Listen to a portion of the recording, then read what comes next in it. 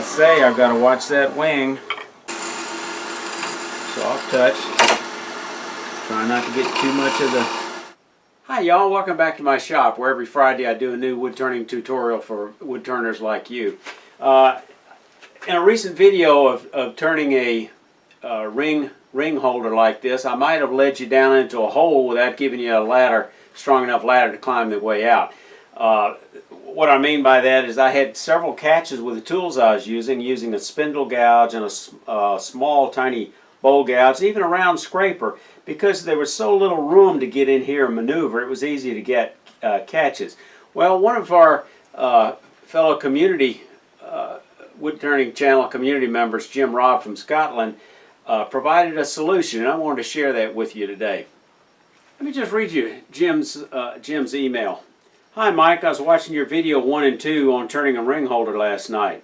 The what can be ugly for all of us issue of hollowing out the end grain was of a particular interest, that is the catches. Thanks for leaving them on, a good reminder of what can still happen even though we're well aware of whys and wherefores.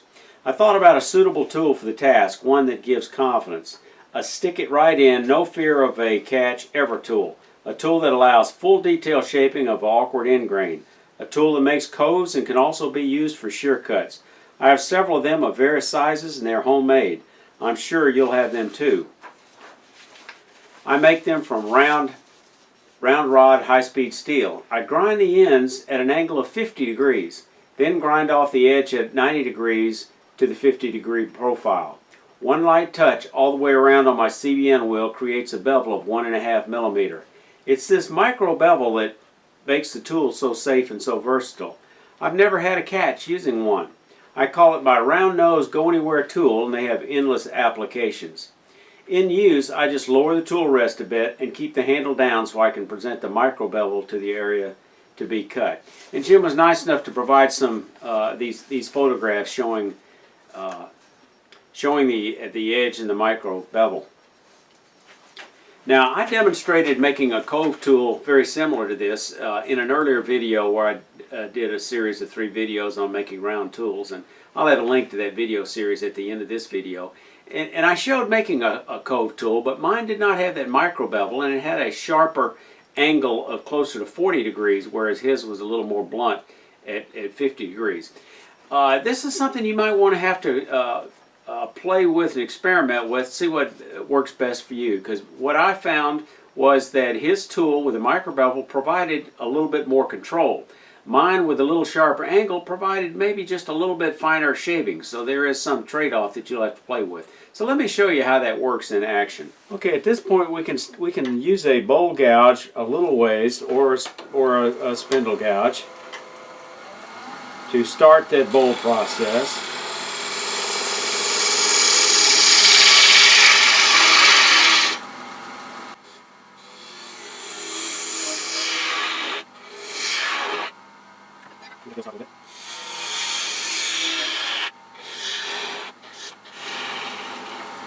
But at some point in time it becomes difficult to get in there without catching the wing. So this is where, as Jim Robb pointed out, a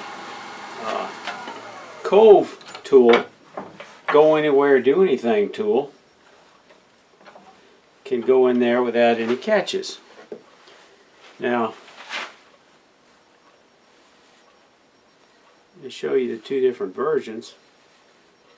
His is mine's closer to a 40 degree angle. His is closer to 50, and his has a little tiny micro bevel on it.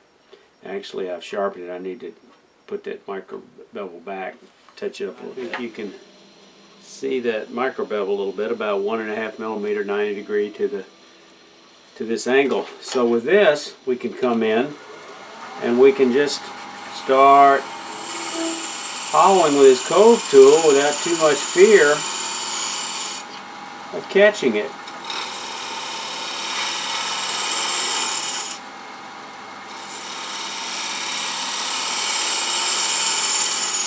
You see what fine shavings it makes.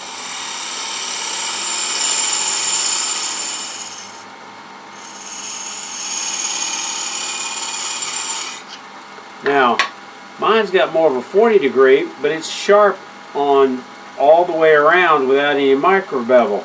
As a consequence, there is still a chance of getting a catch if you get your edge, you get one wing in there close where you're not coming in here before you're ready to cut. You're more likely to get a catch. I'm not going to try to generate one, but I do believe it gives you slightly finer shavings. So there's the trade-off. Slightly smaller, finer shavings for a little less tool control, because here's with that micro bevel rubbing definitely gives you more tool control.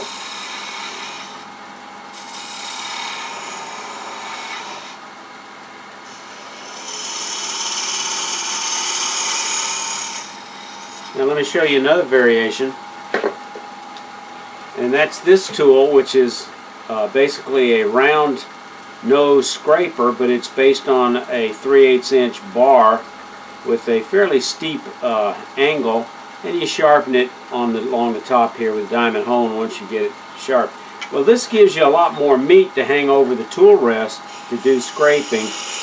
It's a lot easier to get this in than that 1/2 inch one that I showed you before, that once you start getting down in here you have a tendency to get the corners, whereas this one being rounded and smaller, it's much easier to get in there, and it's a little more heavy duty. So frankly, I think I prefer this to the Cove tool just because of the additional mass. And but you can see you can get some catches or lose control. Gotta get it in the negative rate. But I think this is an area that calls for a scraper, and a scraper will do better than the skew a spindle gouge or a bowl gouge. I decided not to take this scraper and turn it into a Cove tool. I'm going to leave it just like it is at 3/8 inch as a scraper. Thank you so much, Jim Robb, for providing that insightful explanation and example of that Cove tool with the micro bevel. I'm going to take this video and put a link in it in that original video, so people will be able to see how they can use a Cove tool for that purpose and change it just a little bit. I think this is a fine example of how great it is that we can share information on this YouTube channel with our fellow wood turners. There's always more than one way of doing something, and I hope all of y'all will share in this learning process. Safe turning.